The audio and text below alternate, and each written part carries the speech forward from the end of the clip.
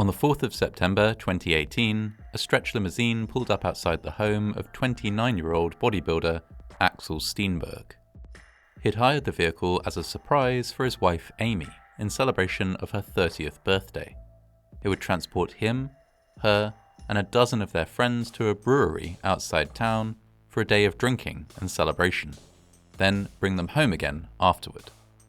That, at least, was the plan. But of the 17 people that piled into the luxury vehicle that afternoon, not a single one would ever return home again. The limousine started life as a 2001 Ford Excursion sports utility vehicle, or SUV. It was purchased from the manufacturer by a company called 21st Century Coachworks, which specialized in modifying vehicles to order. After sitting briefly in their lot, the Excursion was selected by a client who wished it to be modified into a custom stretch limousine. The modifications were extensive and involved stripping out the vehicle, lengthening it, and then adding in all of the luxury fixtures and fittings that one might expect in a limousine, including long, side-facing bench seats, a small drinks bar, mood lighting, and a sound system. The finished vehicle was around 9.5 meters or 30.9 feet in length, and could carry a maximum of 22 people. It was so large that, after modification, it was officially classified as a bus. This limousine remained in service for many years, changing hands as it was sold by one luxury limousine hire company to another. In 2016, it was purchased by Prestige Limousine, based in Saratoga County, New York. It was this company that Axel Steenberg turned to in 2018 when he found himself in need of transportation for his wife and their friends on the occasion of her 30th birthday. He had originally booked a party bus to take them from their home to an out-of-town brewery, where they'd be able to spend the day drinking and celebrating. However, just a few days before the excursion, he received a call from the party bus operator, explaining that the bus had broken down and wouldn't be available. Scrambling for a last-minute solution to transport 17 people in style, he came across Prestige Limousine and gladly made a booking.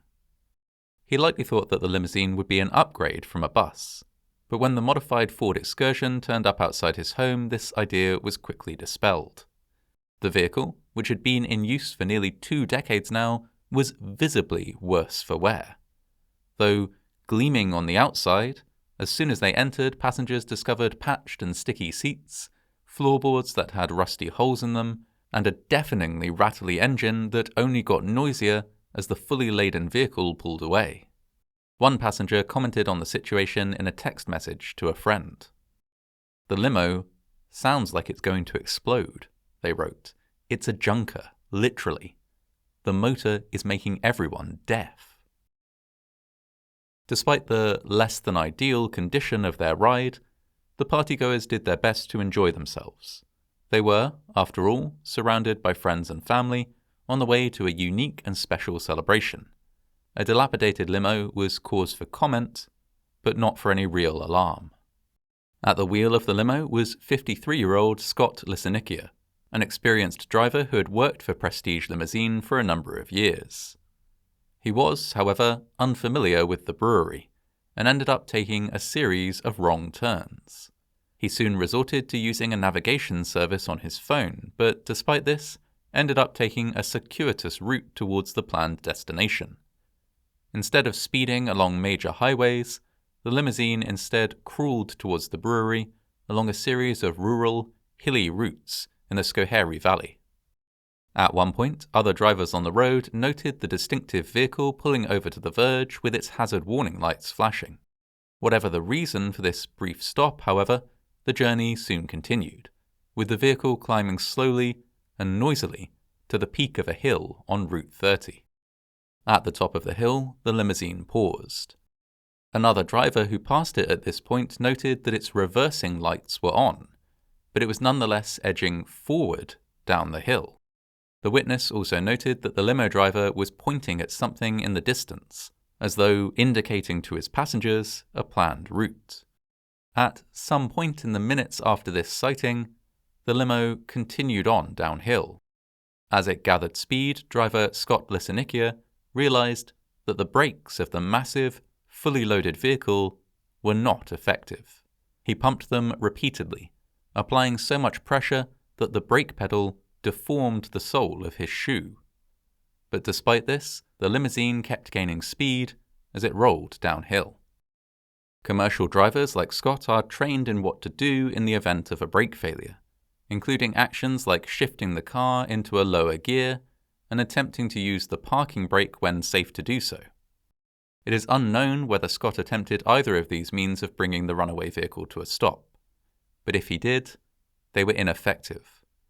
The limousine gathered speed until it was travelling well in excess of 160 kilometers or 100 miles per hour.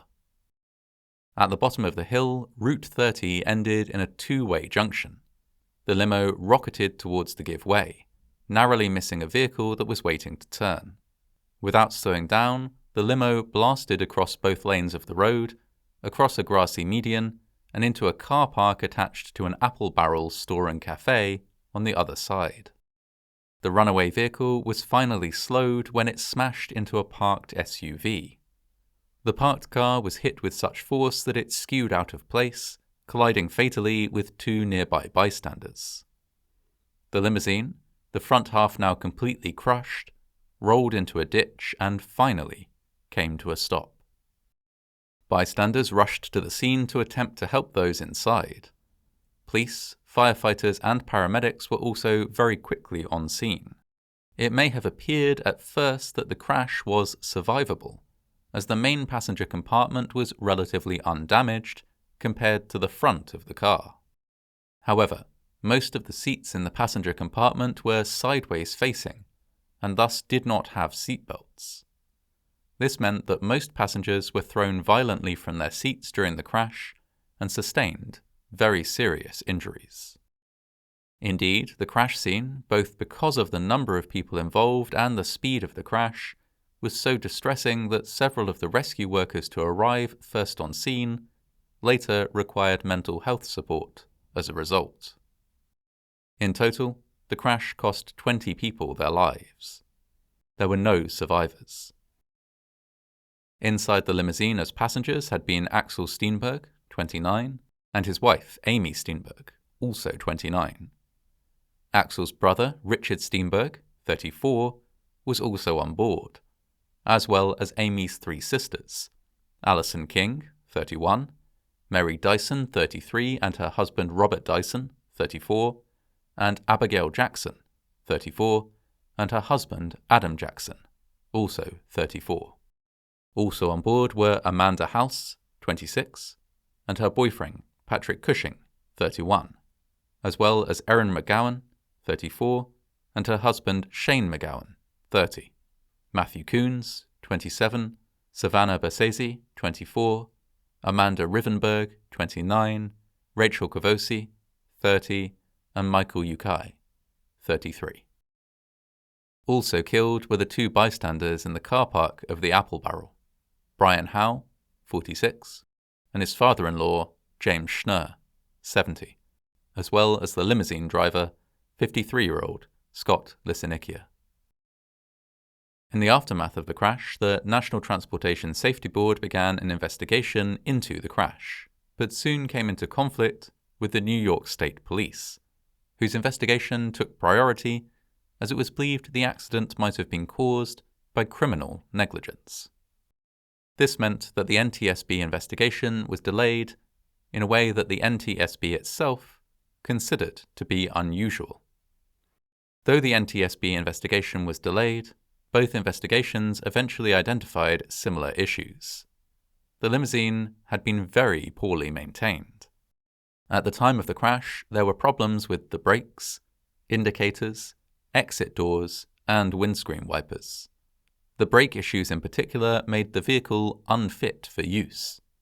Indeed, an inspector had visited the premises of Prestige Limousine not long before the crash and placed an out-of-service sticker on the windscreen of the vehicle.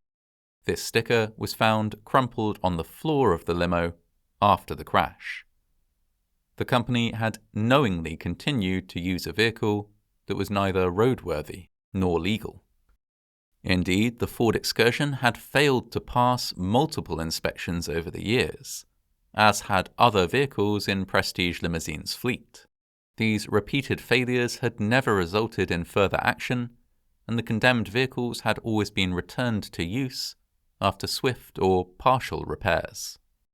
Other limousine operators noted that Prestige Limousine seemed to enjoy an unusual amount of leeway when it came to inspections. Some claimed that, if their fleet had been cited for as many serious issues as Prestige Limousine's fleet had, their company would have been fined or shut down. They were puzzled as to why this hadn't happened to Prestige Limousine.